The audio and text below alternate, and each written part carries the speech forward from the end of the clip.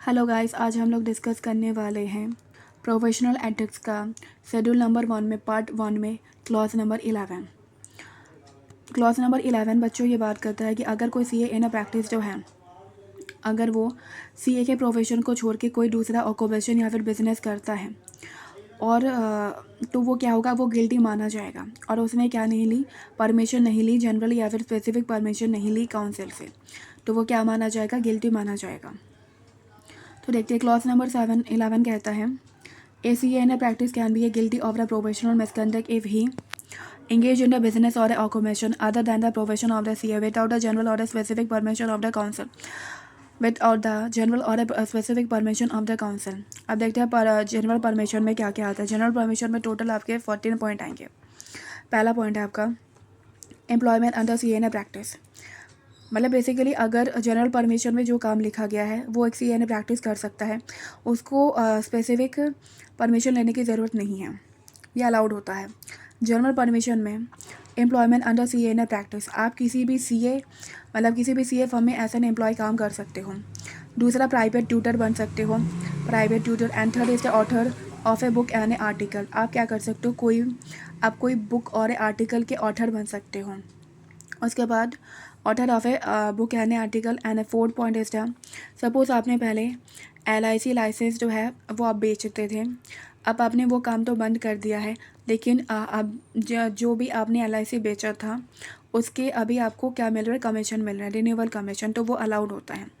Just hold LIC licence for a limited purpose and now receive a renewal commission. उसके बाद attend class यानी give exam, आप CA हो, आप कोई भी दूसरा जो है क्लास जो है वो अटेंड कर सकते हो, उसके एग्ज़ाम दे सकते हो। 6 पॉइंट ये है कि आप कोई भी इलेक्टिव जो पोस्ट है उसको होल्ड कर सकते हो। Hold elective post like MP MLA and MLC। तो एक बार देखते हैं ये 6 पॉइंट दोबारा से। Employment under CA practised, second private tutor, author of a book and a article, holding LIC licence for the limited purpose and now receive a renewal commission, attend कर सकते हो class 10 give exam, hold elective post like MP MNA and MLC। उसके बाद है आप hold कर सकते हो कोई भी हॉनररी पोजीशन या फिर लीडरशिप रोल, कहाँ पे, कोई भी चैरिटेबल इंस्टीट्यूट में, एजुकेशन इंस्टीट्यूट में या फिर NGO में। होल्ड एंड हॉनररी पोजीशन और leadership role in charitable educational institute और NGO। उसके बाद आप एक्ट कर सकते हो notary public and justice of the peace and a magistrate. आप पार्ट टाइम ट्यूशन दे सकते हो, किस में, ICI में। ICI भी अपने क्लासेस प्रोवाइड करवाता है ना CA बच्चों के लिए, तो आप उसमें क्या बन सकते हो, टीचर बन सकते हो, पार्ट टाइम ट्यूटर कर सकते हो, मतलब बन सकते हो part time tutor with the ICI। उसके बाद आप किसी भी एग्ज़ाम पे पेपर वैल्यूएशन कर सकते हो, पेपर सेटलर बन सकते हो, हेड एग्जामिनर बन सकते हो। Paper valuation, paper settler, head examiner for any exam. उसके बाद editor of a professional journal, आप जो है वो एडिटर बन सकते हो। आप क्या बन सकते हो, मतलब CA इन प्रैक्टिस जो है वो क्या बन सकता है, वो प्रोफेशनल जर्नल में एडिटर बन सकता है। ये याद रखिएगा, सिर्फ और सिर्फ प्रोफेशनल जनरल अलाउ है, नॉन प्रोफेशनल जनरल अलाउ नहीं है। उसके बाद सर्वरर और a loss assessor under insurance act. उसके बाद है आपका 13 point most important, that is आप किसी भी बैंक में रिकवरी एजेंट बन सकते हो। मेरे साथ बोलिए, आप किसी भी बैंक में क्या बन सकते हो, रिकवरी एजेंट बन सकते हो। उसके बाद अगर आपके पास एग्रीकल्चर लैंड है तो आप उस एग्रीकल्चर लैंड में एग्रीकल्चर जो है वो कर सकते हो। Own land and carrying out A agriculture land activity. अब जो सारी चीज़ें जनरल परमिशन में नहीं आई है वो सारी चीज़ें किस में आएगी, वो आएगी आपकी स्पेशल परमिशन में। देखो ये स्पेशल परमिशन में क्या होता है, मेंबर को मतलब CA प्रैक्टिस को स्पेसिफिक और प्रायर अप्रूवल लेना पड़ता है काउंसिल का। A member have to be obtain the specific and prior approval of a council. मेरे साथ बोली, a member have to be obtain the specific and prior approval of the council. Specific permission में अब देखते हैं क्या क्या आता है। CA प्रैक्टिस में engage in the following business after obtain the special and prior approval of the council. देखो अगर आपको फुल टाइम या फिर पार्ट टाइम एम्प्लॉयमेंट करना है बिजनेस में, मतलब other than the CA practice, C का जो प्रोफेशन है उसको छोड़ के अगर आपको बिजनेस करना है तो फुल टाइम या फिर पार्ट टाइम, तो आपको पहले क्या लेना पड़ेगा, स्पेसिफिक परमिशन लेनी पड़ेगी। उसके बाद अगर आप किसी भी बॉडी कॉर्पोरेट मतलब कंपनी में MD या फिर होल टाइम डायरेक्टर बनना चाहते हो, स्पेसिफिक परमिशन लेना पड़ेगा। आपका इंटरेस्ट है फैमिली बिजनेस में, स्पेसिफिक इंटरेस्ट परमिशन लेना पड़ेगा। आप एजुकेशनल इंस्टीट्यूट में इंटरेस्ट रखते हो, स्पेसिफिक परमिशन लेना पड़ेगा। उसके बाद अगर आप पार्ट टाइम या फिर फुल टाइम लेक्चरर बनना चाहते हो, लेक्चरर कॉलेज में बनना चाहते हो in other in organisation other than the ICI, तो क्या लेना पड़ेगा, स्पेसिफिक परमिशन लेना पड़ेगा, specific and prior approval of the council. अगर आप ट्यूटर बनना चाहते हो किसी भी एजुकेशनल इंस्टीट्यूट में other than the ICI, part time या फिर फुल टाइम, क्या लेना पड़ेगा, स्पेसिफिक परमिशन लेना पड़ेगा। उसके बाद अगर आप एडिटर बनना चाहते हो other than the professional general, तो भी क्या लेना पड़ेगा, specific and prior approval of the council और कोई अदर बिजनेस। अब देखिए एडिटर ऑफ द जनरल, ठीक है, अगर प्रोफेशनल जनरल है तो वो जनरल में जाएगा, नॉन प्रोफेशनल है तो वो स्पेसिफिक में जाएगा। एम्प्लॉयमेंट अंडर CNA प्रैक्टिस या जनरल में जाएगा, not under CN practice specific में जाएगा। उसके बाद है आपका CA, एक CNA प्रैक्टिस जो है ना वो एक्वायर कर सकता है interest in a family business. Suppose उसके पास HUF आया, अब उसका जो HUF उसके पास आया है वो अगर इनहेरिटेंस से आया हो, सक्सेशन या फिर पार्ट ऑफ फैमिली बिजनेस से आया हो, तभी अलाउड है उसके पास, तभी उसके पास क्या है, अलाउड है। लेकिन सपोज़ उसने HUF बनाया है तो वो अलाउड नहीं है। देखो बेसिकली क्या है, CNA practice can acquire interest in a family business मतलब HUF प्रोवाइड, उसको प्रोवाइड करना पड़ेगा, उसको एविडेंस देना पड़ेगा, provide evidence and interest in a family business is transfer to him as a result of a inheritance और the succession और the partition of the family business and he is not actively engage in the business and this family business is not created by him. उसके बाद अब देखिए एक note है जो कि आपको ध्यान में रखना है, एक मेंबर जो है ना वो प्रोमोटर बन सकता है किसी भी कंपनी का और वो साइन कर सकता है उस कंपनी के MOA को, AOA को। सेकेंड नोट मैंने क्या लिखा है, एक मेंबर जो है ना वो कंपनी का प्रोमोटर बन सकता है, वो सिग्नेटरी भी बन सकता है और वो उसी कंपनी का डायरेक्टर भी बन सकता है। इंपॉर्टेंट पॉइंट है बच्चों, a member can be a promoter of the company and can sign the MOA and AOA of the company. A member who is a promoter or a signatory of the company can also be the director of the company। एक member जो कि promoter है और signatory है, क्या वो उस company में डायरेक्टर बन सकता है, तो आप क्या बोलेंगे, हाँ वो बन सकता है, can also be the director of that company. उसके बाद आपको ये जो पॉइंट है वो भी आपको याद रखना है, ये एग्ज़ाम का क्वेश्चन है। ये कह रहा है कि एक ऑडिटर है सब्सिडरी कंपनी में, एक CA है जो कि ऑडिटर है एक सब्सिडरी कंपनी में, उसकी एक होल्डिंग कंपनी है, क्या वो ऑडिटर है वो उस होल्डिंग कंपनी में डायरेक्टर बन सकता है, आंसर इज़ नो, वो नहीं बन सकता। क्यों नहीं बन सकता, अगर वो उस कंपनी में क्या बनेगा, डायरेक्टर बनेगा, तो उसकी इंडिपेंडेंसी इफेक्ट होगी। तो क्वेश्चन है आपका, whether auditor of the subsidiary can, अभी ये director of the holding company, answer is no, no it effect the independency of a auditor. अब ये पॉइंट जो है वो आपको याद रखना है, ये लाइन जो है, एथिकल स्टैंडर्ड बोर्ड, मेरे साथ बोलिए, ethical standard board decide that auditor of the subsidiary company can not be auditor of the holding company as it effect the independency of a auditor. दोबारा बोलिए, ethical standard board decide that auditor of the subsidiary company can not be auditor of the holding company, so that is the director of the holding company, क्यों, as it effect the independency of the auditor. आपको ये भी ध्यान रखना है। देखिए basically क्या है, जो आपका मेंबर है ना उसको अलाउड है कि वो डेरिवेटिव ट्रांसलेशन कर सकता है खुद के लिए पर्सनल कैपेसिटी में, लेकिन वो प्रोफेशनल कैपेसिटी में नहीं कर सकता।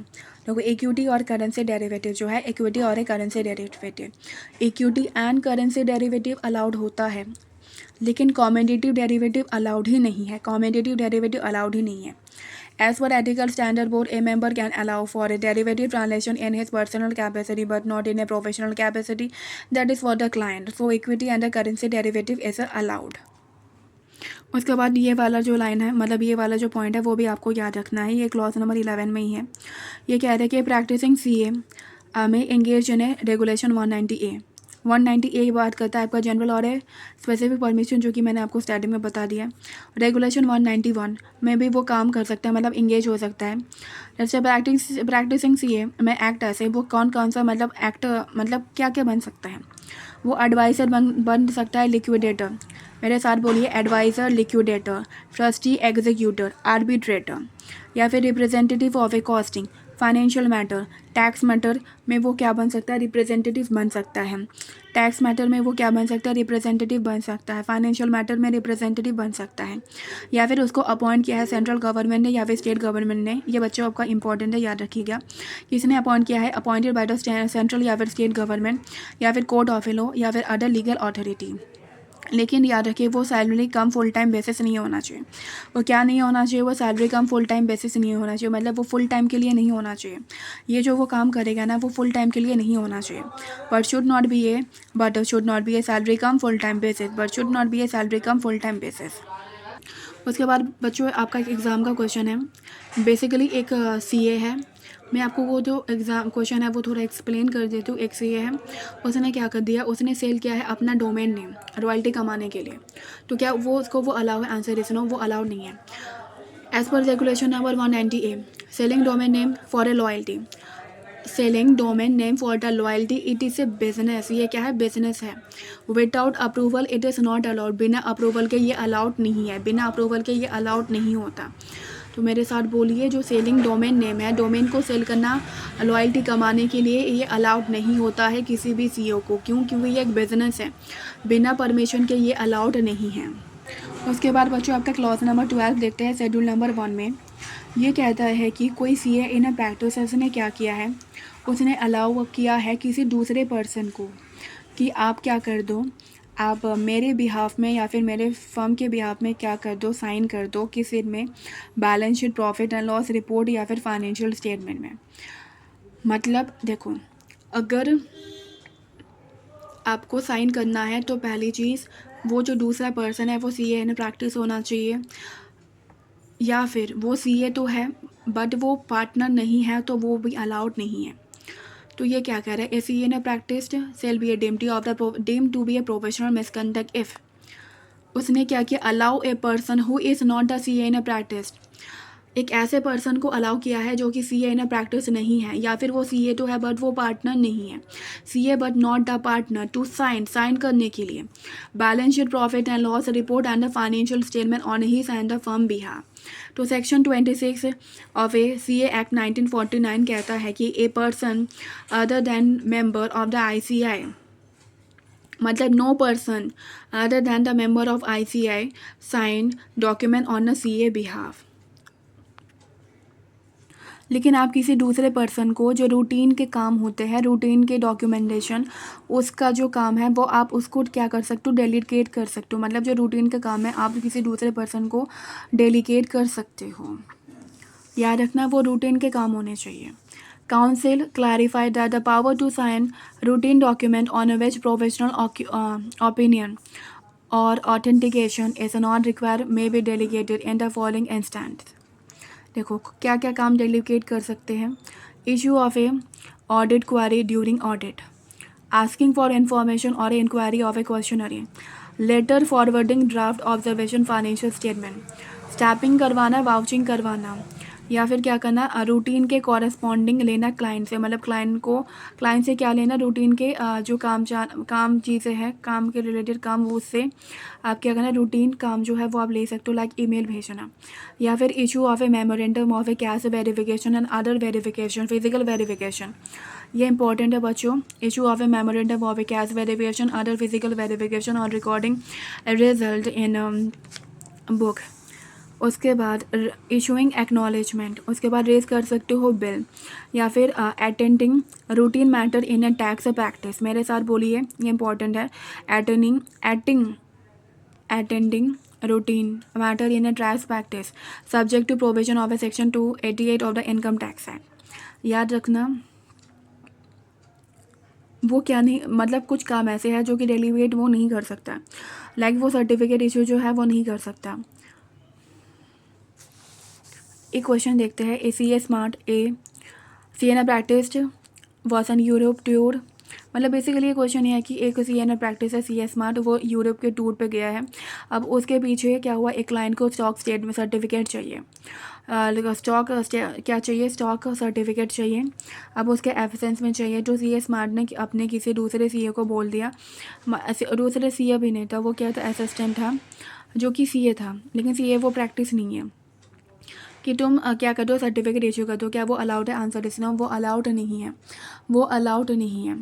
अब ये कह रहा है कि, और एक क्वेश्चन आपका एस, जो कि सी ए ने प्रैक्टिस है, give power of a attorney to a employ C A to sign report and a financial statement on a if behalf. मैंने देखो क्लॉज नंबर 12 साफ साफ कहता है कि साइन कौन कर सकता है, पहला वो सी ए ने प्रैक्टिस होना चाहिए, प्लस मतलब बेसिकली क्या है वो CA इन प्रैक्टिस होना चाहिए, ठीक है। ये CA तो है क्या है, लेकिन वो प्रैक्टिस आंसर इस नो वो प्रैक्टिस में नहीं है, ये क्या आपका एम्प्लॉयमेंट में है। क्या अलाउड है आंसर इस नो, वो अलाउड नहीं है। उसके बाद बच्चों हम देखेंगे क्लॉज नंबर 9। क्लॉज नंबर 9 ये कहता है कि आप ऑडिटर आपने क्या कर लिया, अपॉइंटमेंट एक्सेप्ट कर लिया बिना सेक्शन 139 एंड 40 के कंप्लाइंस चेक किए हुए, तो आप क्या हो जाओगे, आप गिल्टी हो जाओगे प्रोफेशनल एथिक्स में। या फिर आपने मतलब अपॉइंटमेंट एक्सेप्ट कर लिया, आपने क्या किया, सर्टिफिकेट लिया है मैनेजमेंट से कि हाँ उन्होंने क्या किया है, कंपाइल किया है मतलब उन्होंने कंपाइल किया है, क्या किया है, सेक्शन 139 एंड 144 का, तो ये अलाउड नहीं है।